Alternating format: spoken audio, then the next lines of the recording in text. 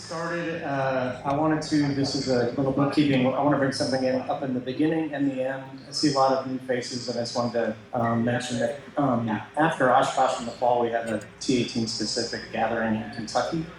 So I wanted to just, before we get started, I was going to bring up those dates for everybody to take a look at. And again, I'll bring this up when it's all over again, because sometimes I forget when it's all over, so I'm preemptively doing this, so I don't get told, hey, you forgot to mention Kentucky Dam. So here you go. For anybody who's interested, it's a lot of fun.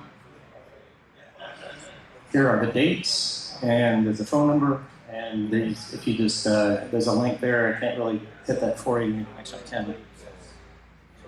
But basically, I'll take you to this lovely place, which is Kentucky Dam Village, to make reservations. So it's the weekend of the 10th through the 12th of October, and what we do is we all get together, fly our airplanes in there, and spend the weekend flying T-18s, giving rides, talking airplanes, sharing stories, sharing, intricacies of our airplanes, and just embracing T-18s for the weekend. So I know Alex will speak to it as well. He's trying to promote it pretty heavily this year. So just anybody who wants to immerse himself a little more to T-18s, please consider coming and joining us. With that being said, let me get started.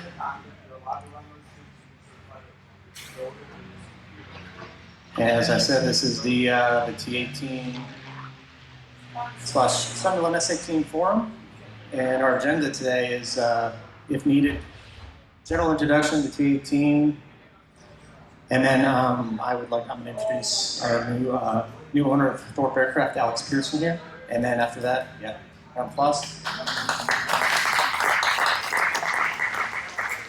And after that, this open forum. I think there's going to be a lot of questions for Alex. I'm going to be up here with him. Any questions that we can't both answer? I know we've got Bob Hiley, David Reed, Scott Stein, Bernard Freed. We've got plenty of smart people in there, plenty of well-suited T-18 knowledge in the audience to help us out. So with that being said, 12 years of doing this. Usually every year I come up here and say, hey, what's the status of kits? Still the same. Kits are still available. Prices are X, vendors are available now, whatever the greatest news of the year is. This year I get to say, brand new owner of the newly formed Thorp Aircraft, Alex Pearson of San Antonio here. I'm going to open the forum up to him to introduce himself, give a status of the company, and any questions you might have for him. I know we've had some big news last night from Mosaic, so I'm sure there's going to be some questions around that and how it relates to our design. So with that being said, Alex, it's yours.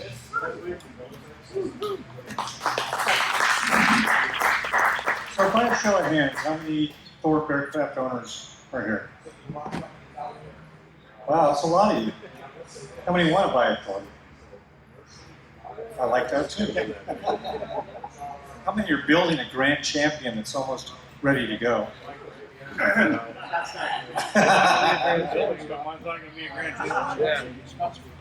Okay.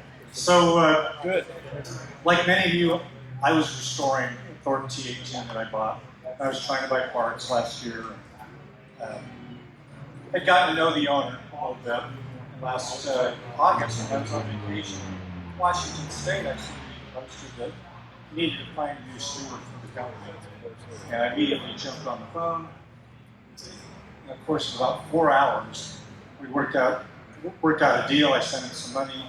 And I was a proud owner of a company that I hadn't intended on getting because I'd retired.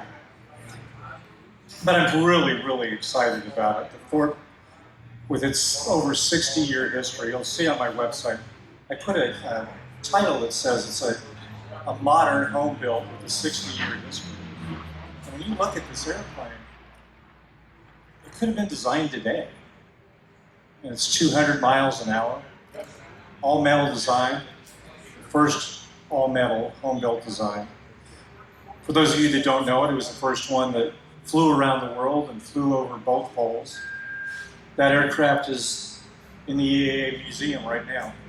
Don Taylor.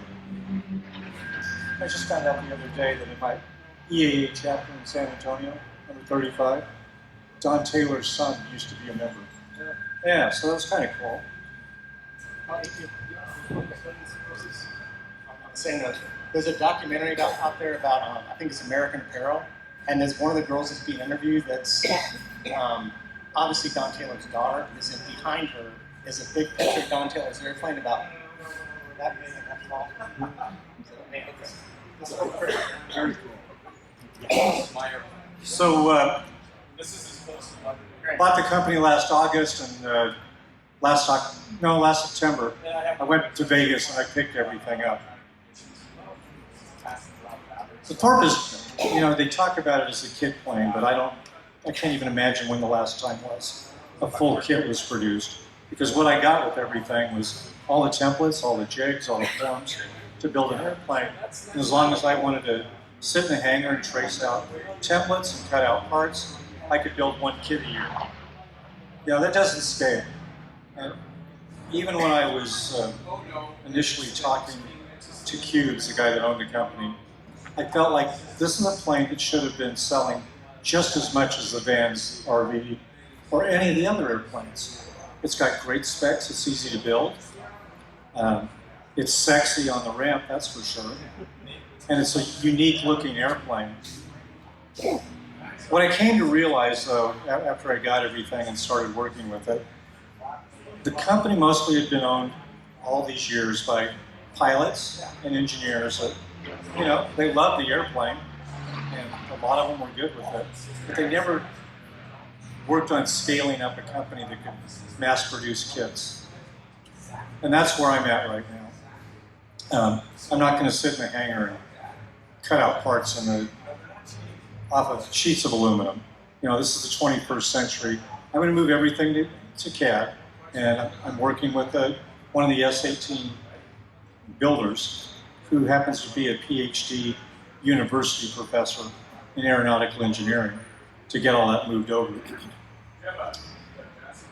The intent is to do the same thing that Zenith is doing and route out the parts, full-size matched holes, and future kits will be a lot easier to build. So if you want to build a second one, it won't take 25 years.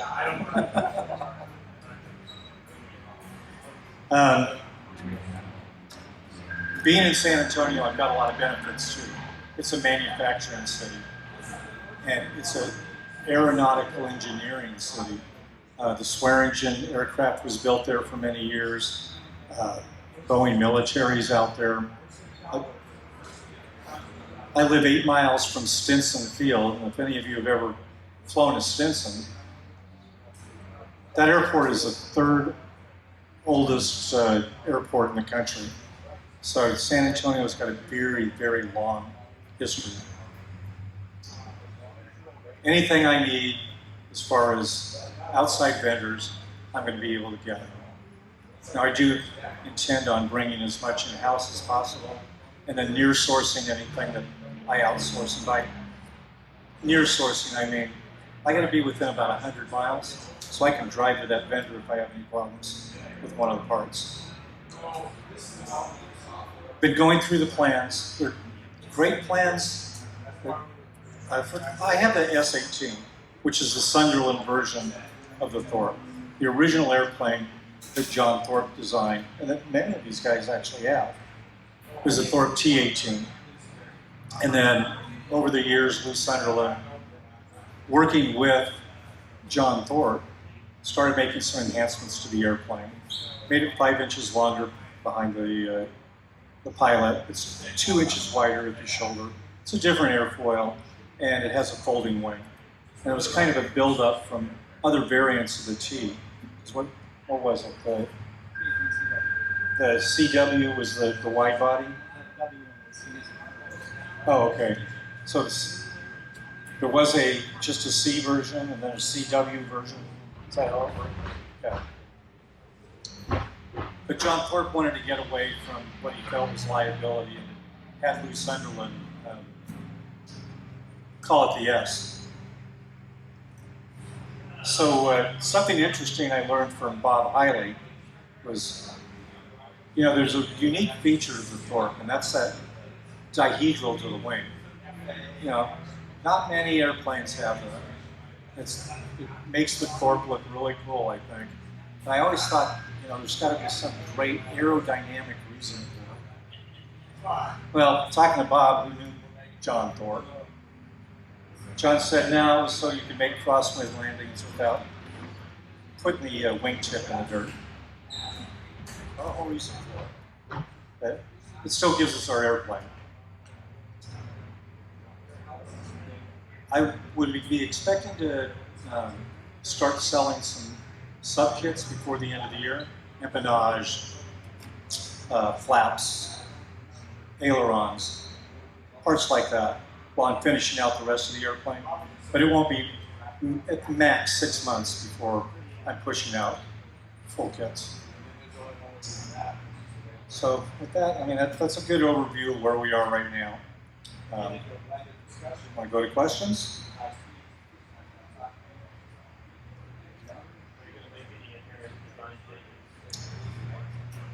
No. To make it really simple, no. However, Alex, repeat the question so we know what you're talking oh, about. so thank you. So I was asked, am I going to make any inherent design changes in the airplane? You know, nothing to change the airfoil or make the airplane bigger or anything like that. However, this room is full of builders that have made great enhancements to this airplane. And they've all been really kind and have been sharing with me all the things that they've done. David Reed, if you go on YouTube, there's a great video that he did with Ryan Spain, which goes completely through his airplane, a plane that had been basically destroyed in 2011 in a tornado at Sun and Fun. David took the wings off, boxed the plane up, took it back home, and tore it apart and built it back up. And he's never finished building it. He always finds something new to do to it. But that's great. And Scott back here has a plane that's very, very close to being done. And you can tell that he had the benefit of a lot of knowledge and a lot of people. And I look at his plane, and to me, it's the epitome of what I want to see a Thorp look like. It's such a nice, it's a great build. I hope to see a lot more of them. But no, I'm not going to, it's a great airplane. There's no point in changing it. Bob, if you had to change anything aerodynamically in the plane, is there anything you'd see different? I don't think so. But instead of cuteness, build in ease of maintenance. Because you will see the inside of that airplane again, I guarantee you. So don't build something cute or a 4-inch tail wheel because you think it's faster, and that just gets stuck in the grass. Build for utility. That's a lot of what David's done.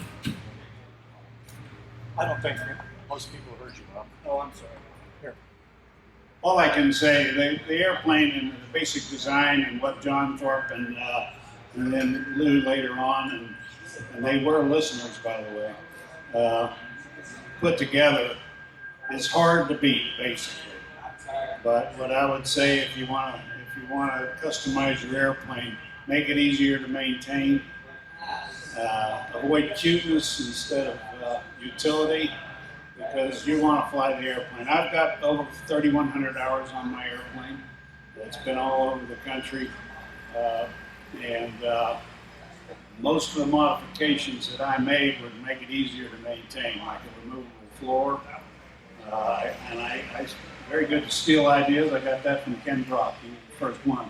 Ken Brock was a bigger guy than John, so he didn't fit up under the dash to put the fuel lines and stuff in, so he made the floor, instead of rivets, he put screws in. And then you can get a stool and sit up in there and wire to your heart's content. But anyway, make it maintainable, because it's a good enough airplane, you're not going to give it up. I have built an RV-7. I have a Thorp. So there you go.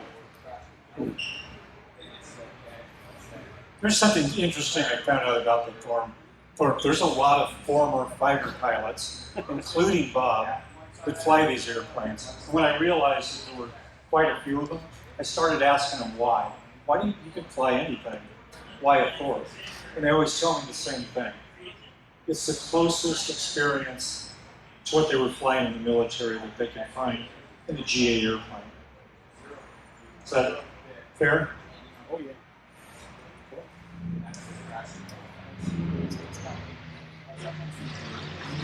You're not planning on making any inherent aerodynamic changes. That some of the comfort mods, like the outboard rudder cables, the reduced tunnel, the removable floor, like some of these modern enhancements, I think maybe you'll make like maybe not a change to the plans, maybe an addendum or something with suggestions on some things we've done over the years to make things a little more easier. The electric flaps, electric trim, get rid of the flap handle, make the tunnel smaller, things like that.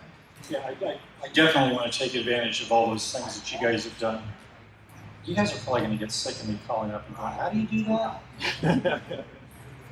But maybe the biggest change will be instead of a 26-gallon header tank, it'll be a 40-gallon.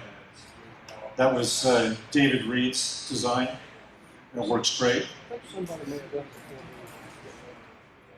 before. I'm the first one in a long time. Well, I'm going to give you credit for it.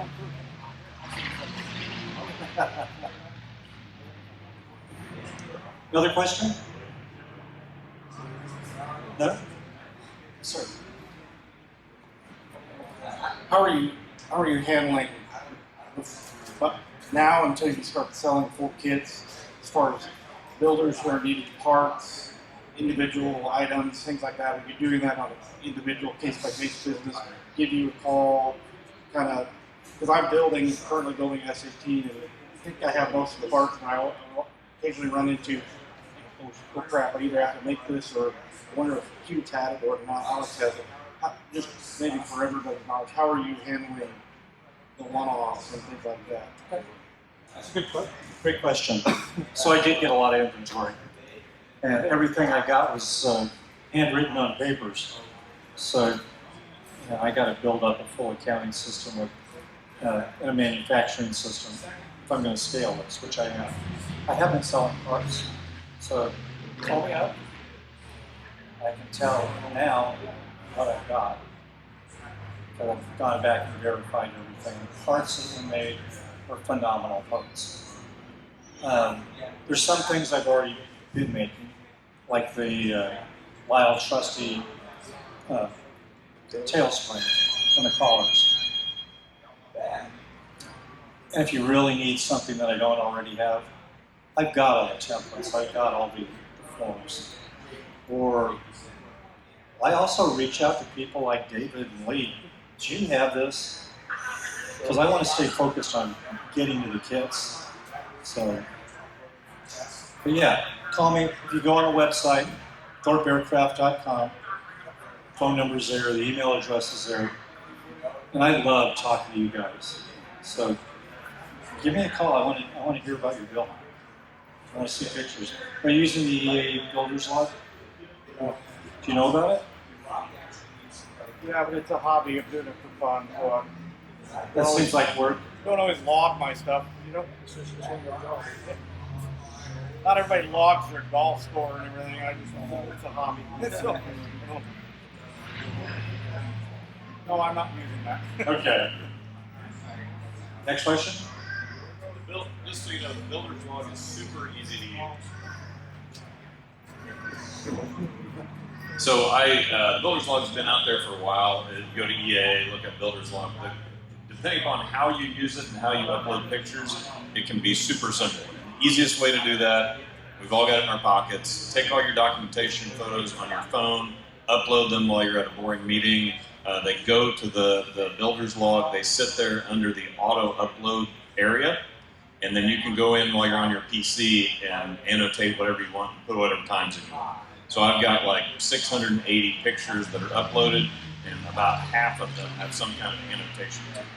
And then the great thing is anybody can go in and look at them, regardless of where you are in the country. You can type in search words, and they'll find whoever's regionally in your area that's building, same type of airplane, different type of airplane. But it's not to insult our RV brethren.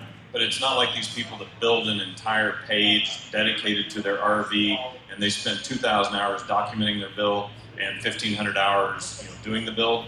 This takes minimal time to do the documentation. And then the inspector that I've been dealing with that Carl turned me on to, I'd asked him if he wanted to see the airplane ahead of time. He asked if I used the builder's log. I said, yeah, I've got 600 some photos. So he's looking at my airplane online ahead of time. Oh, so you don't even have to wait for him to come by? Yeah, so nobody's come by yet. But I asked him if he wanted to see it in process. He said, if you have those photos, I'll look at them online. So it sort of facilitates that also. Excellent. And then that'll also make it easier to get your repairman certificate, right? Maybe. Oh, I think so. Yeah, and now it's what Dave's saying. It's mentioned that. What Dave is just saying is that sooner or later you're gonna have to prove that you did the work to get your repairman certificate, and that's the documentation you'll need. So it's kind of you either do that or you have to do it in reverse. So actually with the mosaic thing, or some other changes that has to do with the repairman and the ability for somebody that say didn't build the airplane to still do maintenance. Okay. And even any owner can do maintenance on the aircraft. They have to have an A&P though. Okay. Or the original builder who has an A&P for that airplane, which is why I use a builder's log. You get your A&P for that airplane. All back to the airplane. It's not repairman, it's repairman certificate. What's that? Are you familiar with repairman certificate? I think that's what I was trying to allude to. Yeah, right. It's called a repairman certificate, separate from an A&P. I mean, if the airplane is amateur built, what these are, then one person for that airplane is complete. One person can get what's called a repairman certificate, which essentially allows you to sign off all the paperwork, the same that if you buy a used airplane, if you got a Warrior or whatever, you have to have an A&P sign various things off with IA or whatever. I sign all the paperwork off for my airplane because I have the repairman certificate for that airplane. Even the projects you bring in? No. That's tied. It's one person to one airplane for life. If I sell my airplane to Carl, I can still do it on that airplane, but there's no way we can transfer it to him. At that point, you have to have an A&P. They changed that. That is him. Did that just change? It changed, yeah. You can do any of the same type now. You didn't have to build it with using your Oh, repairs. yeah? I don't want to be on record saying that I did not. That's what I found. There's a lot we don't know. Your repair But would you do it? now is good for any airplane of that type, whether you built it or not, as long as you built it. That's cool. You still have to go through the whole It's like, There's an extended one that's 120 hours. you have 16 W. Can you share the microphone? Got it. Yeah, that was a big change in those days. Yeah, that is huge. So, one other thing I thought of as far as major changes, I always get asked, is there ever going to be another power plant other than like one? I look at them, there still isn't decent enough other power plant that's got the right weight, the right cost. And I keep looking at them. I go and talk to these other engine manufacturers. It's not bearing out. So we're staying on Lake Coman as far as I know. Other questions?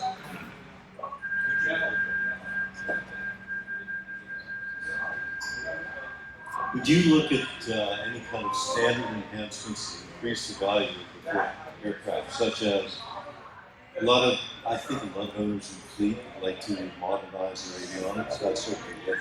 I've still got the steam gauges. Would you consider any kind of standard panel layout or standard panel, let's say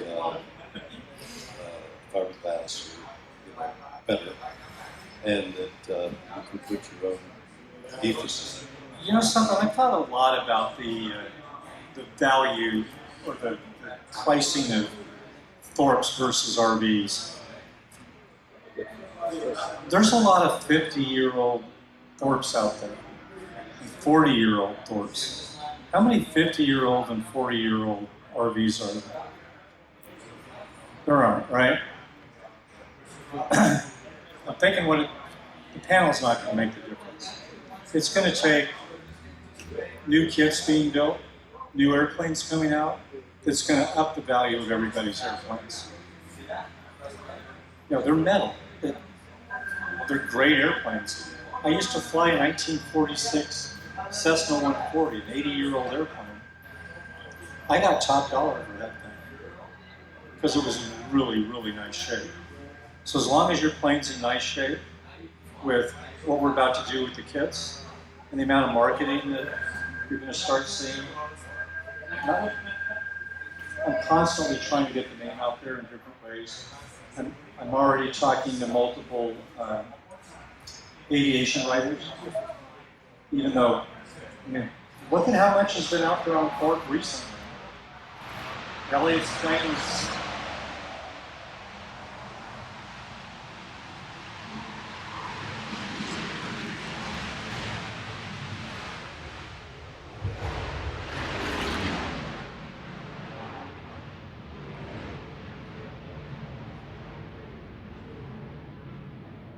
The joy of doing it during the air show. You know, Elliot's plane was just on the cover 2 months ago. David Reed's on the Sport and Aviation. David Reed's plane was in there a month ago. You know, these are examples of great airplanes.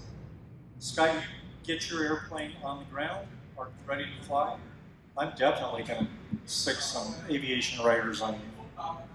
Well, when we talk about the value of RVs versus Thorps, I mean, quite frankly, the math is that most people that build RVs go to Lycoming and buy a brand new Lycoming engine and go get a panel made for their airplane and have their airplane professionally painted, and then they dig through their receipts and it's $140,000. Most of us don't do that. We buy projects, we buy kits, we buy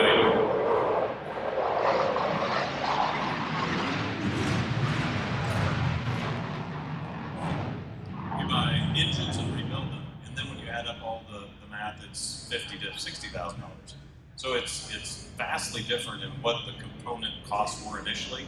And then, like you said, you've got an airplane that now has probably not been maintained or kept up to standards for 30 to 50 years, with old paint, old panel, old engine, you know, home sewn interior that's now 40 or 50 years old. So it doesn't have that value. So it's those two big things that I think is a big discrepancy. So when people say, hey, we're not selling these airplanes for what they're worth, it's because they originated from two completely different worlds. Right.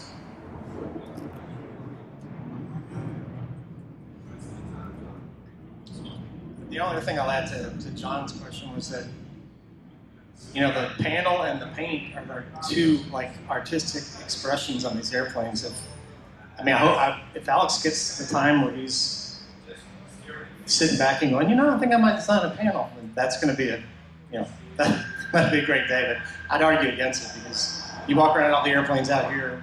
That's our way to express our own personal taste in the panel and the paint and the interior. That's all we have.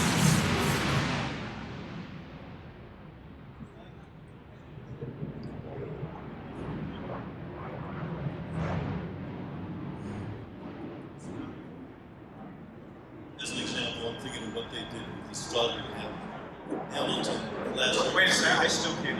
Okay.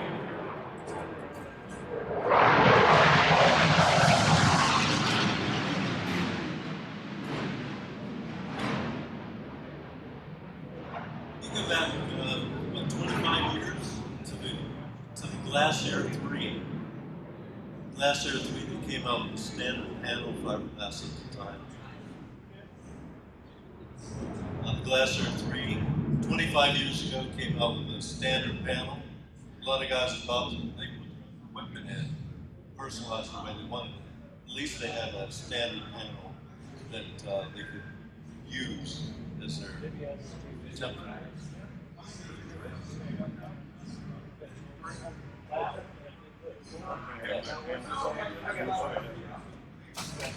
I don't see people putting this in panel.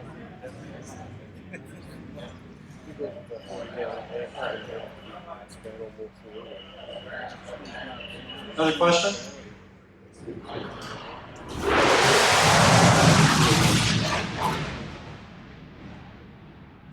So I own two really nice Thorps so I'm not a builder. I've just been fortunate to buy 2 terrific airplanes. For the future growth, I think it's a fundamental change from a trans-built airplane where my insurance broker is concerned about the availability of parts, and so any accident for a non-builder is probably, most of you, I assume that built your airplane probably self-insure the hull because you're going to fix it or let it go. But if that's not the case, my insurance broker is concerned because they can't get parts, unlike a van where you can just get the standard.